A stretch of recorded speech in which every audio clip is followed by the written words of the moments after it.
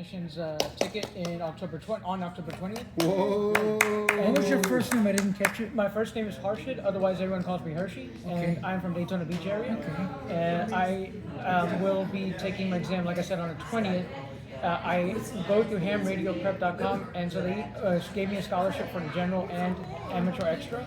So next bet after I get my technicians is be like Russ, KR4BUZ, is to be a general. All right. Cool. And I'm Russ Davis, KR4 Buzz. Is that what you told me to say, Dave? KR4 Buzz. Not buzzkill, but buzz. I just sometimes I'll even say it's the buzzard when I'm on the net. So I got my ticket. I took my test February 27th, I think, Andy. Yep. And then by March 1st, which is pretty dang quick for the federal government, I had my call. And I looked at the call and I went, AR4 Buzz. I don't know. We'll see. Yeah. You know, vanity calls are cool. Let me go start looking around. I start tossing my call out to people I knew. And they said, don't change that call. Don't get rid of it. I said, what do you mean? One guy says, Russ, you change your call. I'm going to come down to Florida and break your arm. So the only thing I'm waiting for is the guy who owns Whiskey for Buzz, which kind of makes sense, in Georgia to become a silent key. I'm not going to encourage it, but it might happen. So you never know. So I've had my technician ticket on March 1st officially. And then I went to a radio camp in Minnesota for disabled people called Handy Ham. Eric was there. You encouraged me to go. Had a great week there, and my third day at camp, they sat me down and said, we're going to give general license tests to people who want them. You want to take it? And I already flunked one about a week earlier. Andy proctored me on that, and he watched me miss it by 2 questions. I was practically in two. So He was more upset than I was. I told him I would have rather missed it by 20, and he goes, "Why?" I said, "Because 2 is so." In football, it's doink. So went to Minnesota, sat down, was positive. I had again flunked my general test, and the lady who ran the camp came over, and she had sat down and read me the questions, and she leans down and whispers, "You passed." And I looked at her and I went, no shit? I mean, really? Are you sure? I said, are you kidding me? And she goes, why? I said, because I sure feel like I flunked it. So I passed it. It doesn't matter what you pass it by. Right. 74% is your number out of 35 questions. If you think you can miss 9, if you miss 8, so what? If you miss none, so what? It's about getting the ticket. It's the whole deal is what everybody says the same thing. All that ticket gets you is a license to learn. Yes. So, because that's what it'll open up. All By right, the way, let Russell, me this is finish Russell. wrapping I the had a table. question. Hang on, let's finish. Who was next to Andy? I am Maggie. Hi, Maggie. I am here filming for Harsh. He wants to tell you about it. Uh-huh. And I'm so happy to meet you all and learn more about it. very good. So my question was basically this: is we mentioned a term call sign. What is a call sign for someone like Maggie or someone that's new to this, and maybe they know CB radio, but what is a call sign? Well, you know how when you turn on your AM/FM radio, you'll hear WPIG, the pig, right? That's a real call sign assigned by the federal government, by the FCC. And in order for us to, one of the rules associated with amateur radio licenses is you are licensed with a call sign. You can change it, but when you get your license, you are assigned an official FCC call sign. They come in different structures, depending on the class of license that you have. If you're a technician, there's a certain number of letters. There's only one number. There's a region number in the middle of it. The higher up you get, the shorter you can make your call if you can find one available. I've known people whose calls were 1 by 2, which is one letter a number and then one letter. Yeah, one of them sitting across the hall from you. That's That's it. me. One By by two. Before W4CI. The shortest call sign in history was when the hobby was still opened up like the Wild West back in the 20s and the teens, especially the 20s, I guess. And there was a guy who issued his own call sign, and it was Q. Nobody knew why, but he was just Q. Now there's special calls that when there's a special event, the FCC will release special calls that you can. A lot of those are you one can- by ones. Yeah, they're literally the shortest ones you're going to find now, like K1K or K1A or something, Yeah. and they're all for We did special events. Handy Ham did W0H. And that was kind of fun. And it was hard to almost say it because it was so short. But we just wanted to talk about that, essentially, that the hobby of ham radio is absolutely doable for blind people. It's once you're on the air, a lot of times the people you communicate with, they'll never know. You could talk to them for a year, and you could get away with them never knowing you're blind because it doesn't really matter. I mean, it comes with challenges. You know, do you want to be climbing a tower? Maybe not. I do, and not everybody wants to. Some of the electronics might be a little more difficult. I don't know. I've never tried to solder. Some people like doing that, but I imagine there are tricks around it. I used to use vacuum tubes. But the important thing to know is that there's plenty of sighted people that don't do any of those. There are probably more sighted people than not that don't climb towers, and they're not soldering or building their own gear. So we're not any different than them in that regard either. So Yeah. a lot of things are very, very similar. And aside from some radios not being especially accessible, anyone that's blind knows that like a microwave oven or your stove or a lot of other things are not terribly accessible. So we have to do a little bit of hunting to find the stuff You look that's here, the side Yep. button. the easiest to work, but You find a way. You find certain radios will allow software updates. Certain radios will allow you to add chips to them that make them talk. Some won't. There's certain radios I'll probably stay away from, right, Any Dave? radio from them, they'll give you a cassette. Because they're just more of a pain than anything. yeah. But they'll give instructions in speech. I've got a question for Mr. Dave. Go for it. Yes. What can I do to get my code speed back up? When I took my extra class test, I was copying 30 words a minute in my head.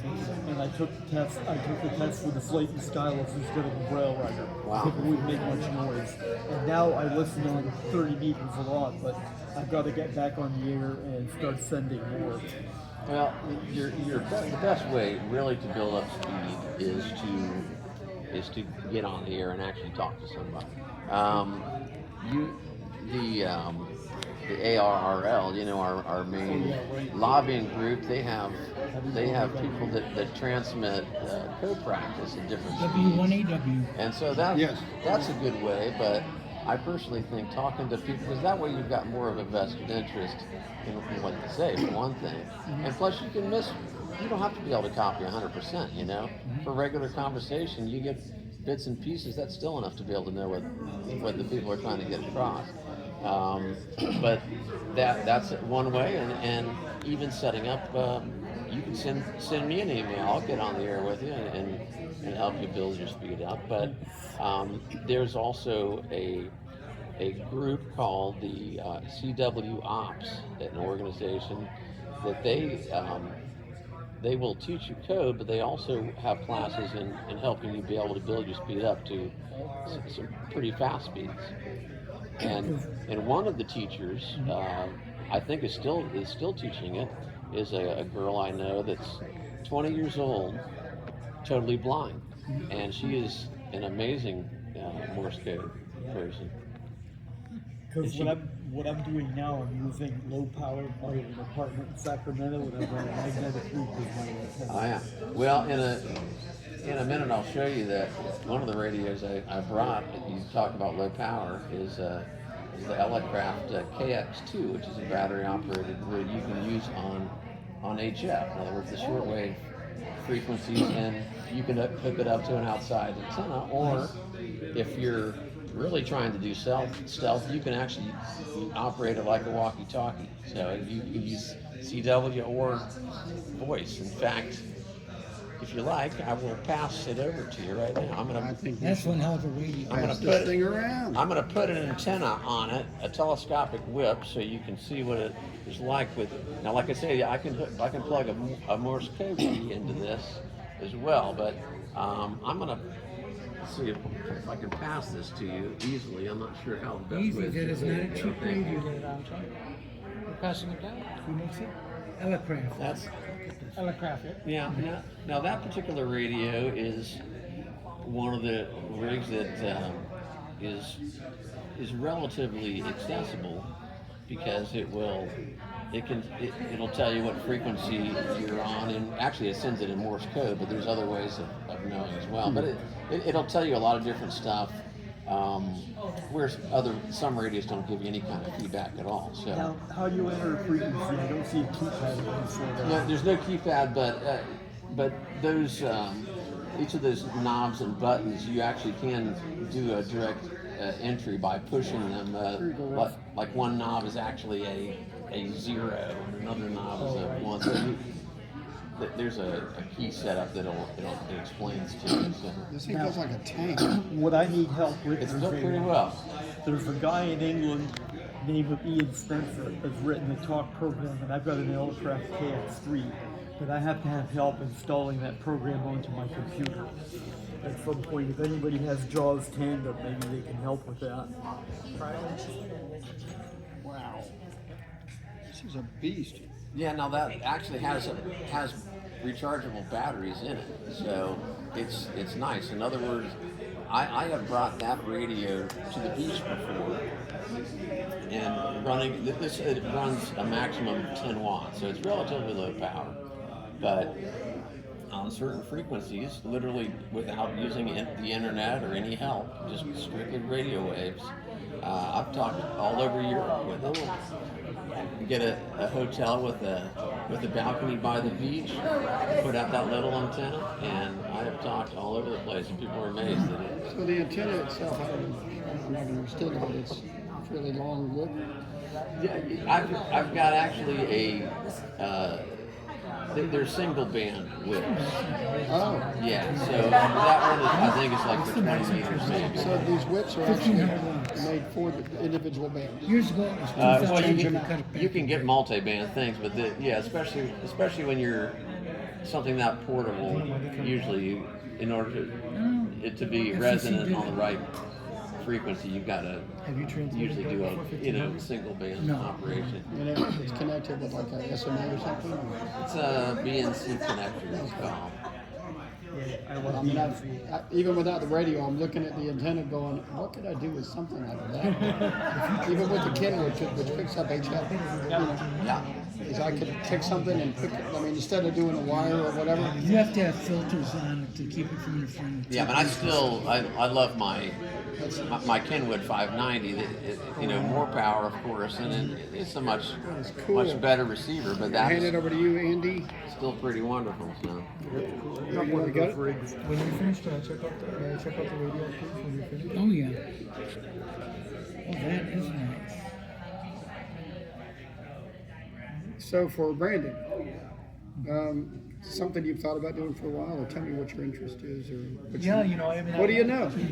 Well, I mean, I have all I've done is I have a 7600 GR, which is a Sony, receiver that does What is this one, about $1,200? A little less than that.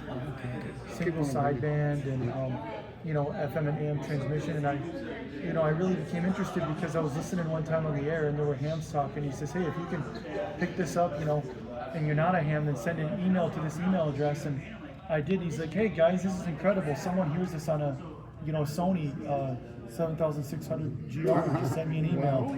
He's like, that's really cool, and he said, he was asking me questions over the air, and I was sending them to his email. He was saying, what do you do?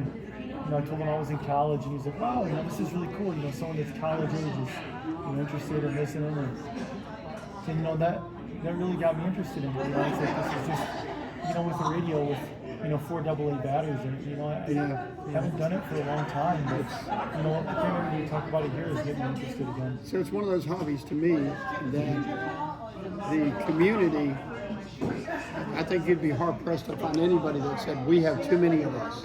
We don't want you in. You talk to a ham, the first thing they say is, how can I help you get your ticket? Exactly. It's a wild response because there are a lot of hobbies, whatevers, where they just say, like, we don't want more people. We want to be more exclusive. We'd rather They're have cliquish. fewer. And we're not even going to pay attention to you. You want to get into ham radio, there's a billion hams that will jump into your car to help you do it. It's so cool. And I haven't found anybody who said, I'm sorry you're here, man. Prostitute, I forget what was your name? I had that happen to me once. What is it, Nick? Over 25 years of hamming in Philadelphia.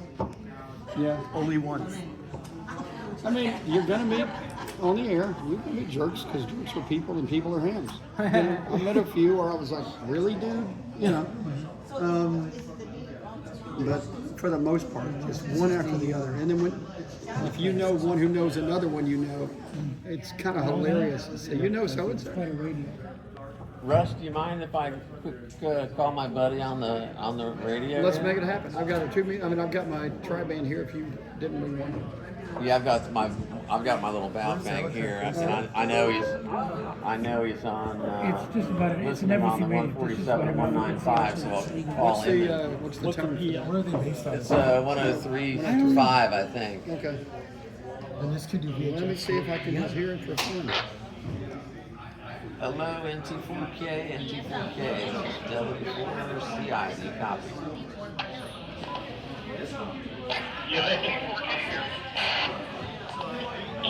Hey there, JC. I'm in a conference room with a bunch of blind folks. Some interested in getting their licenses, and some that are already hams. And so I was hoping you could say hi to them, and you might say who you've talked to lately on the band. I know you get on HF quite a bit, so maybe you've talked to some interesting folks here lately. Go ahead. I haven't looked at my log lately. I'd have to get it out to really look, but I've made some pretty interesting contacts lately. Australia and Indonesia have been a couple. And a little further back, maybe China and Korea. And I've gotten there several times. But recently it's been mostly Europe and Asia. So it's been pretty interesting. Well, that's extremely good, and so that's without the help of the internet. That is all strictly radio waves in your antenna, right? Absolutely. Just Does anybody have a question to JC? They want to say something real quick here? One of the gentlemen here was curious how you got into ham radio there, JC. Back in 1977, I saw that Liquid Amateur Radio Society was having a class on amateur radio, and I had always, when I was a Cub Scout, I built a receiver, and a little AM receiver, got a lot of radio stations, so I was kind of interested in this, and so I went down and took the class, and actually passed the test. So I became a ham in 1977, and played with it for quite a while. I was inactive for a while. Life got in the way. And back probably about 20 years ago, and just haven't followed it. And on top of all your operating, you operate a net, your net control station tonight on a traffic net. So you do a little bit of everything in ham radio, not just talking to foreign stations. You run traffic and all that stuff, right? Now you'll be able to hear them. Nice thing about amateur radio is there's Should have been able to pick up those. No, because he's transmitted and he basically wipes out the local receivers too. You still got passengers on the call. I know. I do know. How about it does? Take your hand. Up here. On the top. It's a little stone that holds it in the angle. Oh wow. So for view. Exactly, and we're going to talk about that in a minute here too. So that is Put your perfect. hand I down. really appreciate your help, and I'll probably be talking to you later on tonight. So get something to eat, and great to talk to you. And It's everybody pretty good. appreciates you meeting us here Upper at echelon, W4CI. yeah. Is it modern or is it? It's very nice. Anytime, and I'm sure they'll enjoy it because Isn't that neat? it really opens up the world and lets you get out and about It's a when you neat really radio. may not feel like getting out and about. So that's it's just a fun hobby and just a good time spent. So anyway, thanks a lot, Dave. Okay, brother. Talk to you soon, W4CI. You want to see if anybody, if he's willing to do third party, just to let him say hello? What's that? You want to see if he's willing to do third party, just to let him say hello? Oh, I'm sure he'd be happy to. Let me Yep. see. See if he here. wants to do it. Hey, JC, are you still there? Yeah, Mrs. Bell, all the hips in the room, 73. You ready, Dave? Yeah, we got a couple folks here that are not hams yet that wanted to maybe third party say hi to you real quick. So if you got a second, let me pass my little handheld over to somebody. You got Brandon on your left, I sit on the right. Okay, now since it's a walkie-talkie, you never know if it breaks connection or not. But for you, there is a button on the left of the radio, and you just hold it in for push to talk. So talk close to it and give it a push. Where's the microphone located at? Is it? It's where on the top where the speaker is. You can Okay. see now. Okay. Oh, the speaker mic. Yeah. Okay. I'll push it and talk then. Yeah, just. Hey, JC, this is you. Oh my God, Hey JC, this is Brandon. It's nice to meet you. I'm actually visiting this convention up from Michigan. I flew down from Detroit to check out this convention for low vision individuals and visually impaired individuals. And yeah, I'm here. I'm actually totally blind myself, and so yeah, it's really cool to experience this. Fantastic. Yeah, that's long distance. My wife was in Detroit, or Redford Township, I guess. And what's good to have you here? Well, thanks. I'll pass it to someone else here to say hi. All right.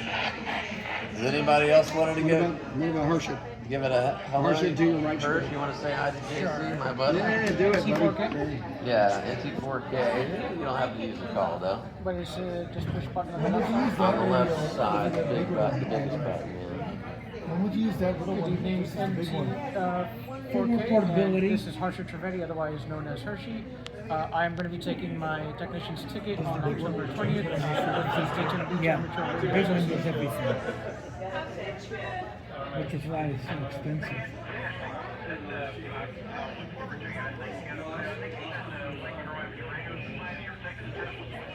It is the Daytona Beach Amateur Association, DeBara or DeBara, and we were just on W4CI. He's with the area here with Lamar's. But usually your hands are not stuck up the back. They're ready to show. They're ready to teeth.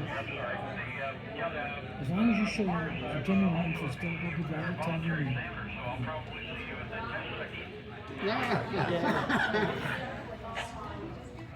Yeah, I think Hersh is going to take it over in Daytona Beach there, JC. He's going to do with the DeBari. Could you ask him, is there, do they do testing for virtual testing? He was, Jason, Hersh was wondering, are you familiar with any of the virtual testing where they can test with you on Zoom? Actually, I am. I also belong to Kennedy Space Center Amateur Radio Club, and we were you know. Wow. Oh, okay. No, but I thought you said something. We said 9 pieces. Very easy. You only have to do the whole line. Set it up, and there's actually a super efficient phone that does One was a testing. I wish I had more information to give you, but it's a very the easy way two to go. that And you fire bought full one. The other one. travel. And some vines earlier today.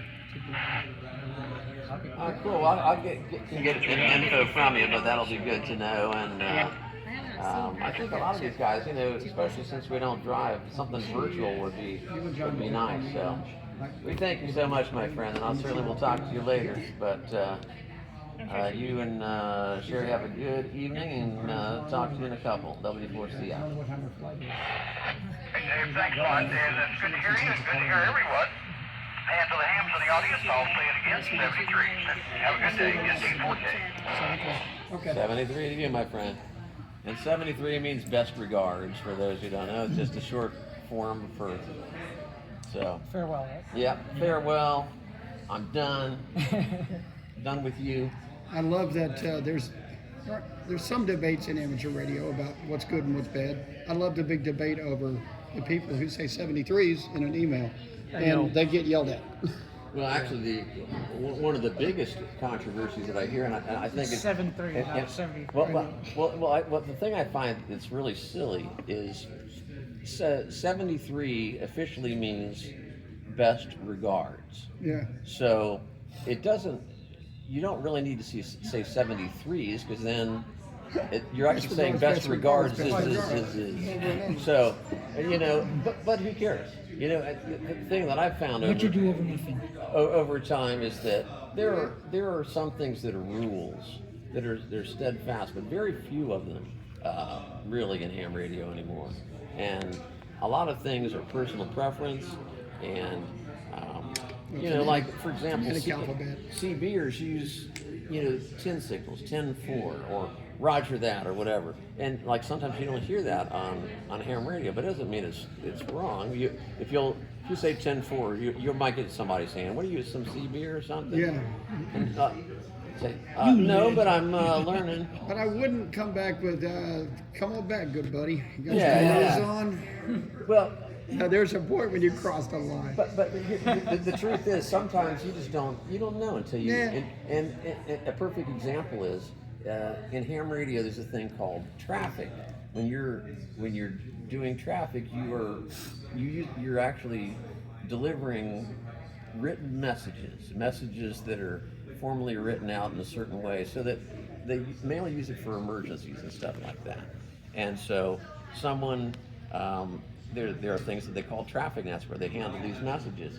Well, when someone first gets their license, this has happened plenty in Orlando, I've heard, they'll get on a traffic net and they think that they're talking about, well, there's no traffic on 1792 where I am. And so is backed up. So we tell them, kind of off the air on the QT, don't worry, but it's not really about that kind of traffic. It's a different kind of traffic. So Traffic means message. I mean, yeah, most people are not Radio going to give traffic. you a hard time, but people mess up all the time. That's the way it is. What are the channels for? The traffic net, traffic stands for messages. So if there Yeah. were some message to say, congratulations, Brandon, for getting your ticket. Right. That message comes in, but it might be ARRL congratulating you. But it's So that's where it's it called works. handling. It's called handling traffic. But it's not card traffic or whatever. It's just written Oh, messages. so you're not supposed to transmit on that channel? Well, it's not. That's not so much that You have to it's- follow the guidance of whoever's running that traffic net. They have a net is a group of people that get together, like us sitting here, but all on one frequency. They get together at the same time, like a meeting of sorts. And And they're on nets, plenty of nets for blind people. Lots and lots and lots. I'm on Blind Ham's net pretty often. That's where I meet in the morning with some guys. Is that on HF or VHF? They're on VHF, and you can get to them literally. Since they're all around the country, you can go through your iPhone and use an app. yeah, they are on HF too, but I mean, you literally can get to them. Well, yeah, like on Sunday afternoons they do the cross country, But and Handyham does a lot of VHF, UHF stuff. well, the beautiful thing is you don't have to even have an outside antenna. If you live in an apartment, you have no way of putting anything up. There's still ways you can get on the radio. To computer. We can take that radio that Dave has, that little walkie-talkie. We can take my walkie-talkie, the one that Eric has, and using some of the digital modes, you can patch into a repeater locally and end up talking to people around the country. Easy. Or around the world even. Yeah, or up to the moon. Normally, if I'm inside this hotel, I can't reach the repeater that will do that. But there's one repeater here, a couple. 195. Locally Yeah, they got you to 195, right? How do you control it? It basically is linked to a bunch of other repeaters around the world, essentially, and through the internet. So the one I'm thinking of in particular, you can't really control too much aside from getting on and throwing out your call, and then all of a sudden people from all over the world will answer you. But there is a way to. There are some repeaters where you literally they link to a larger radio, and you can turn the antenna and everything else. You can operate remotely from your house. But for people that don't actually have access or whatever, you can go through the internet, or you can remotely access a literal radio that somebody's got set up. Have you allowed to translate like digital data, like over Yeah. Plenty of that. Lots. There may be more of that than anything else these days. It's popping up constantly, and I don't know how people keep up with it. What can you send? Like, what are you allowed to send? You know, like what codes do they must mandate certain codes? It can be as simple as identifying yourself and your location and your grid square, like where you are in the world.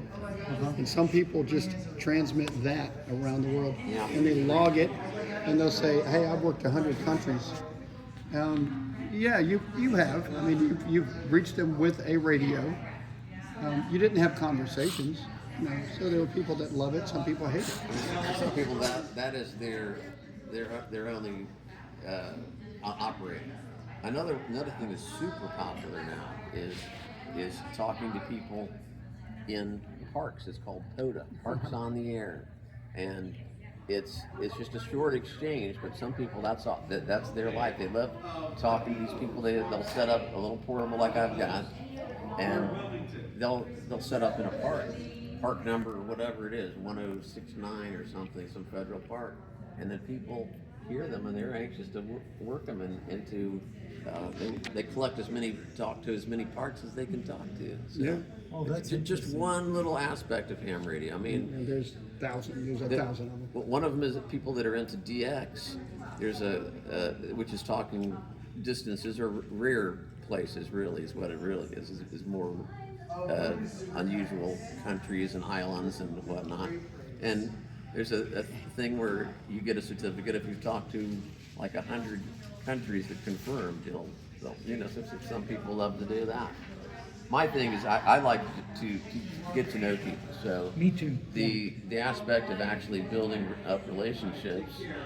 I've gone to Europe, and when I'm a guitar player, so when I've gone over there to play, I've actually looked up, sent emails to people that I've talked to, and hooked up with a friend in Ireland, a guy in France, just when we're over there in England, and of course they want to show you the world. They show you their little part of the world anyway. So. And if you go to their house, they're going to show you their radio. Oh yeah. So it's about the relationships. I mean, I've got a friend in Germany right now. I'm anxious to go up to his house. He lives on the Rhine, but he just bought a year or so ago from the government a nuclear bunker. Okay. And, from the 60s, a nuclear Haven't we bunker with a house on the property, and he's using that for his contest station. And well, here's the amazing part. It cost him money because he had to bid on it, but it has a tower, a big antenna tower that's on the property. So he is leasing that out to a couple cell companies, and basically is paid for the property and the bunker. by renting out that space on the tower. I think he needs a new hobby. Needs to start one. Fallout shelters on the air. There you go. He's a pretty amazing guy. Pretty for neat. sure. I mean, yeah, and sometimes you'll meet people in person, and then you realize that you're hams, and there's a connection, and you stay in touch, and you build friendships. I get a good feeling me and Dave will keep in close touch. I hope. You find out that you got more things in common than just ham radio. Yeah, That's there's a the best gentleman. part. I met a gentleman at Handy Ham Radio Camp, which I was at September 3rd through 11th. And he's from Germany. His name is Christoph. Well, about my age, a little younger. And we hit it off so well that when I do the cruise, the Florida affiliate fundraiser cruise next October, Dave, have I told you about this? No. He will. So he will. He's going to be my cabin mate because I needed a cabin mate. I was paying for the whole thing. Oh, yeah. And then he said to me, "I'd love the cruise, but I don't have anybody to room with." And we talked, and he said, "Should we just room together?" I said, "It'll save me $1,500." So now the next thing is, how do we bring radios on the ship? Commission to the captain. I can help you with that. but Norwegian, I don't know if they're picky about it. They're all very picky about it now. It is not easy. That's all I can tell you. I've got friends that have done it, and I can tell you what the paperwork's involved. Wow. But it really comes down to the captain of the ship at the very end anyway. But for one thing, you can't hang any antennas over. You can't set anything up on so there's a lot of tons of rules, but people have done it, and it can be done. It's just not an easy task. You mean you can't use the railing as an antenna? Oh shit. They may You not could. I mean, there actually is a way of doing that, believe it or not. But, Use your gutter. But they might not be too happy with it. somebody told me one of the best things to do about that is if you're into contesting and you're into working grids, well, it's a little hard to work some of the grids in the middle of the ocean unless you're on a cruise ship cruising around. So you get a grid that's really hard for others to ever hit. Get to smile and go, I worked that. Right. Let me think. Classes and license, right, Brandon? You've got technician, general, extra. Take it one bite at a time. Plenty of people have taken all the tests at once. I think they're amazing. I agree. They've gotten rid of 2 of the There's no licenses, CW or a couple required. of them now. Now there's only 3, but they're just a few years ago there used to be quite a few more. So No Morse code required anymore. Right. Right. It's been a long time now, so that's good. And what's funny is now that they don't require code is as popular as it's ever been. Oh yeah, and people are anxious to learn it. I just did a class on Zoom with about 20 people that stuck all the way through it. Oh man, I could have been the 21st if I'd have known. Yeah. It's okay. I'll just teach you separate. Yeah, so there's plenty of stuff on YouTube. There's plenty of apps on your phone, like Ham Prep. Ham Tech is what I used. Ham Study is excellent. And you can do practice tests with those. If it's a practice test, nobody knows if you got a 35%. You just take the test and go like, bomb that. What did I miss? And let me see what it was I don't know. And you start to get a real sense of the parts of all the studying you were doing that seem alien. With me, it was things like circuits and elements. I never learned it. When it came to rules and regs, I nailed that real quick. Because I was a government employee, so I know all the rules and regs. Is the circuit stuff needed for the technician? Or not? Yes. A little bit, But it's really it's doable. Every section is going to teach you what you need to learn. It's just learn the question and the right answer. So here's the thing that they do there, Brandon. With they have these volunteer examiners, and they're going to read you the test. So there's a pool of questions. Let's say 400 or 500 questions, and there's only like 35 of them on the test for the technician class anyway. So what the volunteer examiner, all they're required to do is have so many questions from each little section of this pool. So they can put together a test that doesn't have diagrams on it. So they don't have to one thing, have to describe them to you or whatever. And there's enough questions on that. There are questions that they can ask you that won't involve giant pictures and stuff. So they can make it as accessible as possible anyway. It's not If you're, necessarily easier. You're not cheating, but Yeah. you're at least not. They're not going to question you on stuff that there's no way you'd be able to see. The way the math works out pretty well is there are 10 elements or sections in the test out of the 400 and something questions, right? You only need 30, they're only going to give you 35 questions.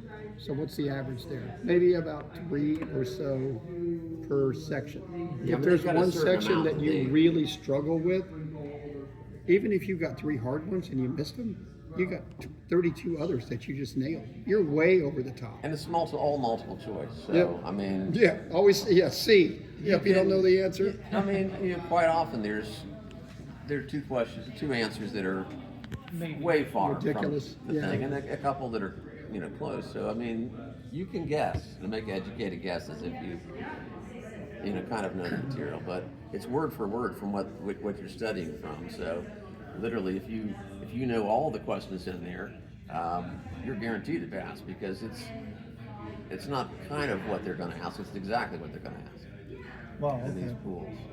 So, Brandon, this is Hershey. I asked earlier when we were doing the meeting, what is a call sign, right? But the simplicity of what that means is going to be, let's say, chapter 1. You might have 22 chapters to go through, but you may not get asked 15 questions from chapter 1. It's all going to be split amongst the chapter. So just pay attention from each section, study the question. Let's say, what is the equation to do wavelength? Well, 300 divided by the frequency in hertz. That's the answer. Forget everything else you know. Just look for that right answer. So that's just one way I've been practicing with taking it through hamradioprep.com. And there's other means. If you like YouTube, I say go on YouTube, listen to it. It might take you 2 hours to listen to one section. Don't go to 4 hours, go 2 hours. Try to soak it in. But plus, you live in Michigan.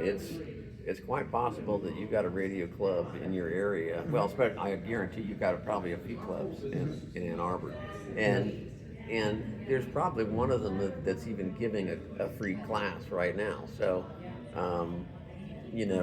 what I would do would be just to Google Ann Arbor ham radio clubs, and you'll get a couple, and you can call them or send them a note. But I guarantee that they're teaching classes up there in person so you can get maybe even a better feel than, because for me, I would learn better that way than trying to study on my own.